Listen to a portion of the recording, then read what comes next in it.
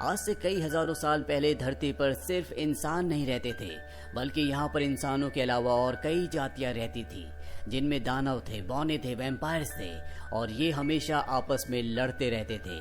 लेकिन धीरे धीरे सबको समझ में आ गया कि आपस में लड़ाई का मतलब सिर्फ और सिर्फ तबाही है, इसीलिए सबको मिलकर रहना पड़ेगा। इसीलिए इंसानों ने सबके साथ मिलकर रहना शुरू कर दिया। आज कई हजारों साल भी ये सभी अलग अलग क्रिएचर्स इसी धरती पर अपनी पहचान छुपा कर रहते हैं। यही हम एक बच्चे को दिखाया जाता है जिसका नाम टॉम है, जो अपने पिता के साथ मैजिकल स्कूल जा रहा है। जब ये मैजिकल स्कूल की सरहद पर होते हैं तभी यहाँ पर स्कूल का केयरटेकर आता है, जो कि हजारों साल से जिंदा है। वो इन्हें उस शहर तक ले जाता है जहाँ पर मैजिकल स्कूल है। और जब इस शहर में पहुँच जाते हैं तो टॉम के गले में जो ब्लड लॉकेट होता है वो अपने आप ही चमकने लग जाता है, जिसकी मैजिकल शक्ति से एक लड़का जो कि साइकिल चला रहा होता है, उसकी साइकिल पुराने जमाने की साइकिल में कन्वर्ट हो जाती है और वो साइकिल से गिर जाता है। साथ ही यहाँ पर जो ट्रैफिक पुलिस वाला होता है उसकी टोपी भी पुराने जमाने की टोपी में बदल जाती है। टॉम के पिता उन सब से माफी मांगते हैं। दरअसल टॉम कोई इंसान नहीं है, बल्कि वो एक वैम्पायर है। अब टॉम के पिता और टॉम यहाँ शहर में एक नए घर में शिफ्ट हो जाते हैं, जहाँ पर स्कूल का केयरटेकर आता और बताता है कि अगर टॉम को स्कूल में एडमिशन लेना है तो उसे बहुत सारे टेस्ट देने होंगे। हालांकि इनके पास बहुत ज्यादा पैसे नहीं है। अगले दिन टॉम पहली बार स्कूल जाता है, जहाँ उसकी मुलाकात फाया नाम की एक लड़की से होती है, जो कि एक फेरी यानी कि परी है। यहाँ पर एक लड़का भी होता है जिसका नाम वुल्फ है, और ये एक वेयरवुल्फ है। सबको यहाँ पता चलता है कि जब ये पूरे 7 साल के हो जाएंगे तब इन्हें अपनी असली शक्तियों का पता चलेगा। अब ये सब के सब बच्चे प्रिंसिपल के सामने जाते हैं, जहाँ पर प्रिंसिपल इन्हें स्कूल के रूल्स बताती है और साथ ही वो एक मंत्र बोलती है, जिससे यहाँ पर जितने भी नए बच्चे आए होते हैं उन सब के अंदर उनकी शक्तियाँ आ जाती है। फाया, टॉम और उसका साथी जो वुल्फ होता है, इन तीनों के अंदर भी इनकी शक्तियां आती है, लेकिन ये अपनी शक्तियों को कंट्रोल नहीं कर पाते और ना ही उन्हें अच्छे से यूज कर पाते हैं, जिससे तीनों के तीनों डिसअपॉइंट हो जाते हैं। वहीं टॉम के पिता को दिखाया जाता है, जो शहर के मेयर के पास जाते हैं और वो उन्हें बताते हैं कि मेरे पास इतने पैसे नहीं है कि मैं टॉम की फीस का जो टैक्स है वो दे पाऊँ। मेयर कहता है कोई बात नहीं, टैक्स देने की जरूरत नहीं है, लेकिन जो टॉम के गले में ब्लड लॉकेट है वो लॉकेट तुम मुझे दे दो, जिसके बदले मैं टॉम के सारे टैक्स माफ कर दूंगा। लेकिन टॉम के पिता कहते हैं कि मैं ऐसा नहीं कर सकता, वो टॉम की मॉम की आखिरी निशानी है जो मरते वक्त उसने टॉम को दी थी। हालांकि मेयर को ये सुनने के बाद बहुत गुस्सा आता है, लेकिन वो अपना गुस्सा उसे नहीं दिखाता और कहता है कि तुम जा सकते हो। दरअसल मेयर ने जानबूझकर टॉम को स्कूल में बुलाया है क्योंकि वो उस ब्लड लॉकेट को हासिल करना चाहता है। अब मेयर की जो असिस्टेंट होती है वो उसे रात को टॉम के घर भेजता है, जो ब्लड लॉकेट को चुरा कर मेयर के पास ले आती है। पर जैसे वो ब्लड लॉकेट को मेयर के हाथ पर रखती है वो अपने आप ही गायब होकर वहीं चला जाता है जहां पर वो था, यानी टॉम के पास। मेयर समझ जाता है कि इस लॉकेट को चुराया नहीं जा सकता, इसे तभी हासिल किया जा सकता है जब इसका मास्टर यानी कि खुद टॉम इस लॉकेट को किसी के हवाले कर दे। और अब वो ऐसा कोई रास्ता निकालना चाहता है जिससे टॉम उस लॉकेट को उसे दे दे। वहीं टॉम जब अगले दिन स्कूल जाता है तो वहाँ पर कुछ बच्चे उसे चिढ़ाते हैं, क्योंकि टॉम एक वैम्पायर है और उसे खून देखकर बहुत डर लगता है। टॉम यहाँ से निकलकर जंगल में चला जाता है, जहाँ पर उसे अपने दोनों दोस्त वुल्फ और फाया भी मिलते हैं। दरअसल ये दोनों भी अपनी मैजिकल पावर को इस्तेमाल नहीं कर पाए थे, इसीलिए इनको भी सब बच्चे स्कूल में चिढ़ा रहे होते हैं और अब ये दोनों यहाँ से जाना चाहते हैं। टॉम भी इनके साथ शामिल हो जाता है और अब ये तीनों के तीनों स्कूल को छोड़कर यहाँ से निकलना चाहते हैं।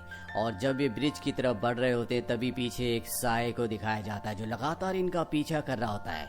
ये तीनों के तीनों मैजिकल ब्रिज तक पहुँच जाते हैं, जहाँ पर स्कूल का केयरटेकर होता है। वो इनसे पूछता है कि तुम कहाँ जा रहे हो।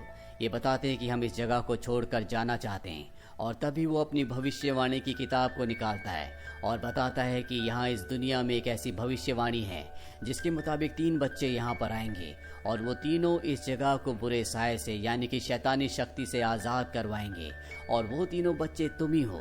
जल्दी तुम अपनी पावर्स को अच्छे से यूज कर पाओगे। टॉम को ये सारी बातें मनगढ़ंत यानी कि झूठी लगती है।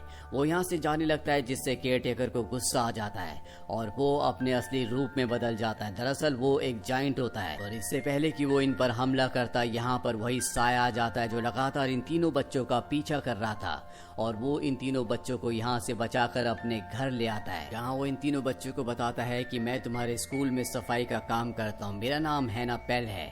ये बच्चे उससे भविष्यवाणी के बारे में पूछते हैं जो जाइंट ने यानी केयरटेकर ने इन तीनों को बताई थी।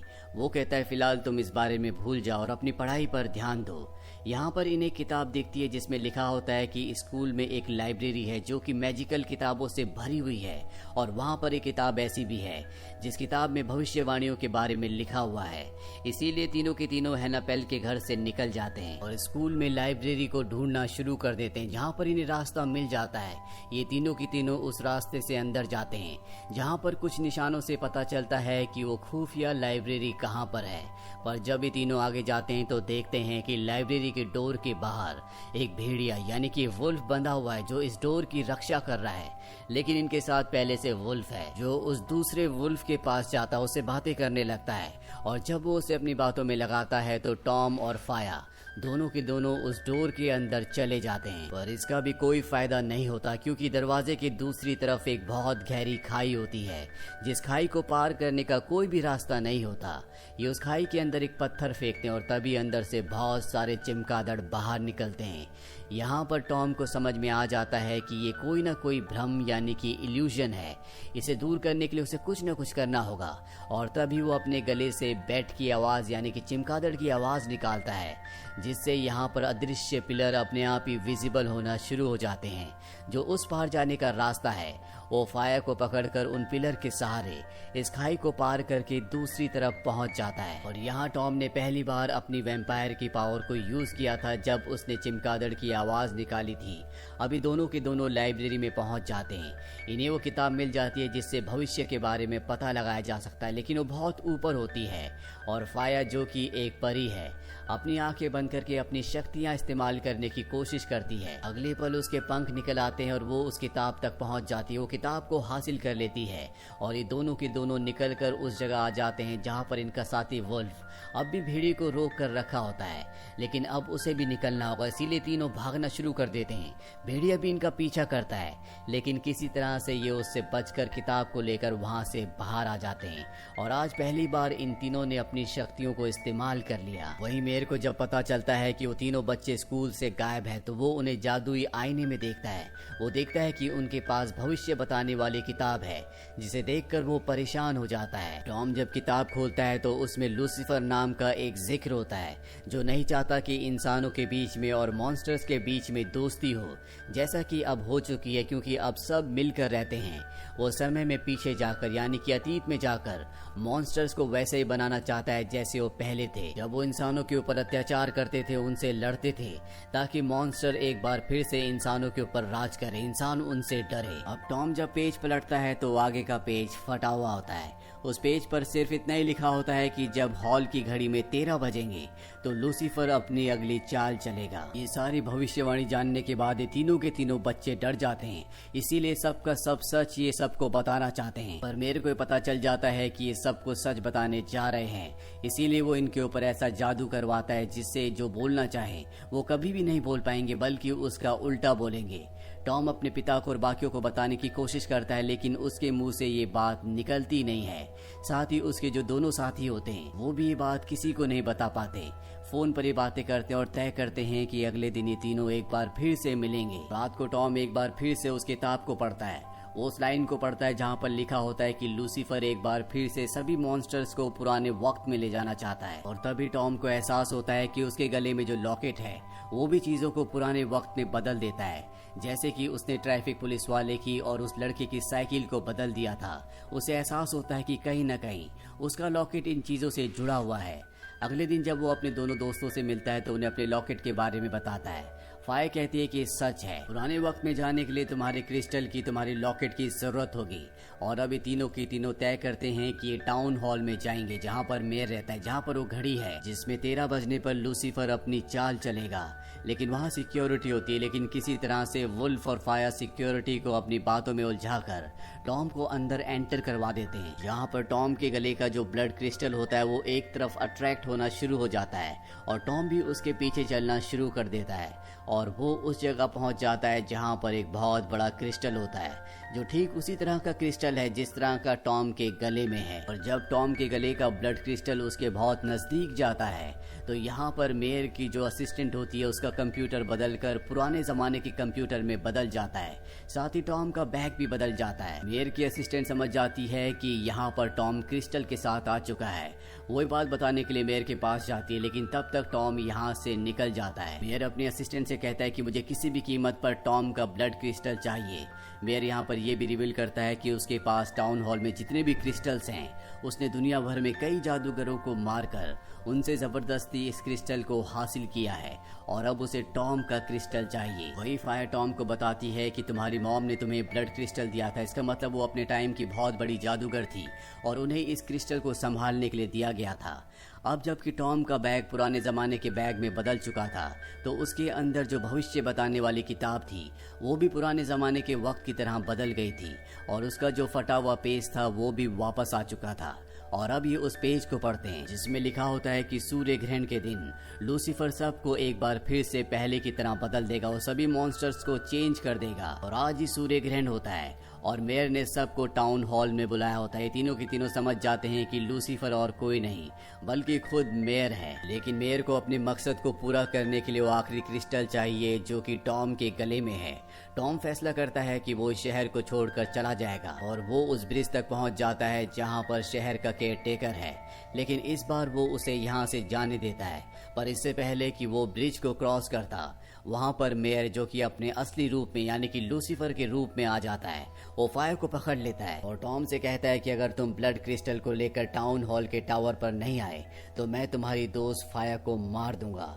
इसीलिए टॉम को वहां पर जाना पड़ता है। अपने साथी वुल्फ के साथ वहां पहुंच जाता है जहां पर वो लूसीफर को यानी कि मेयर को उस क्रिस्टल को दे देता है जिसके बदले वो फायर को छोड़ देता है। अब वो इन तीनों को बताता है कि टाउन हॉल के बाहर सभी लोग इकट्ठा होने वाले हैं जिसमें बहुत सारे मॉन्स्टर्स भी हैं। मैं उन्हें पहले की तरह बना दूंगा और जब वो पहले की तरह बन जाएंगे तो मेरी एक आर्मी होगी और हम इंसानों के ऊपर राज करेंगे। और इसके बाद वो टॉम के ब्लड क्रिस्टल को उस बड़े क्रिस्टल के साथ जोड़ देता है और ऐसा करते ही उस क्रिस्टल से लाल रंग की ऊर्जा रोशनी निकलना शुरू हो जाती है जो नीचे खड़े लोगों के ऊपर जाने लगती है जिसमें बहुत सारे मॉन्स्टर्स भी हैं। ठीक इसी वक्त 13 भी बज जाते हैं जैसा कि भविष्यवाणी में लिखा था कि जैसे ही 13 बजेंगे लूसीफर अपनी चाल चलेगा। लूसीफर ने अपनी चाल चल दी है पर इससे पहले कि नीचे खड़े मॉन्स्टर पुराने मॉन्स्टर्स में यानी कि बहुत ही खतरनाक मॉन्स्टर्स में बदल जाते। यहाँ पर टॉम का जो क्रिस्टल होता है वो अपने आप ही गायब हो जाता है। मेरे को कुछ भी समझ में नहीं आता और टॉम अब उसे बताता है कि ये मेरी एक चाल थी। यहाँ आने से पहले मैंने अपने क्रिस्टल को हैनापेल को दे दिया था यानी कि वो उसका अब नया मास्टर था। और जैसा कि मेरी मॉम ने मैजिक किया था कि अगर इसे कोई भी दूसरा इंसान लेने की कोशिश करेगा तो ये गायब होकर वापस अपने पुराने मास्टर के पास चला जाएगा, इसीलिए अब वो दोबारा से हैनापेल के पास जा चुका है। ये सुनकर मेरे को बहुत गुस्सा आता है। वो इन तीनों के ऊपर हमला कर देता है जिस हमले में टॉम बेहोश हो जाता है। साथ ही वो फायर को ऊपर से नीचे गिरा देता है। ये देखकर वुल्फ को बहुत गुस्सा आता है। वो उसके ऊपर हमला कर देता है लेकिन वो मेयर के सामने टिक नहीं पाता और अगले पल फाया अपनी शक्तियों का इस्तेमाल करके उड़ते हुए वापस ऊपर आ जाती है। वो टॉम को होश में ले आती है और इसके बाद टॉम मेयर से लड़ता है और जब वो टॉम के ऊपर हमला करता है तो टॉम आगे से हट जाता है। पीछे क्रिस्टल होते हैं जिससे उसका हमला सीधा क्रिस्टल पर लगता है और क्रिस्टल से एक रोशनी निकलती है जो मेयर को क्रिस्टल में बदल देती है, जिसके बाद वो टूटकर बिखर जाता है और इस तरह से लूसीफर की हार और इन तीनों की जीत होती है। इसके बाद ये तीनों के तीनों नीचे आते हैं जहां पर हैनापेल इनके पास आता है। वो टॉम को उसका ब्लड लॉकेट वापस लौटा देता है और कहता है कि भविष्यवाणी यही थी कि 3 बच्चे आएंगे जो शैतान को हरा देंगे और तुमने उस भविष्यवाणी को पूरा किया। अभी तीनों के तीनों बच्चे अपनी शक्तियों को पहचान चुके हैं। साथ ही ये तीनों फैसला करते हैं कि आने वाले हर एक खतरे का ये तीनों मिलकर सामना करेंगे। इसी के साथ ये कहानी यहीं पर खत्म हो जाती है। उम्मीद करते हैं कि ये कहानी आपको पसंद आई होगी।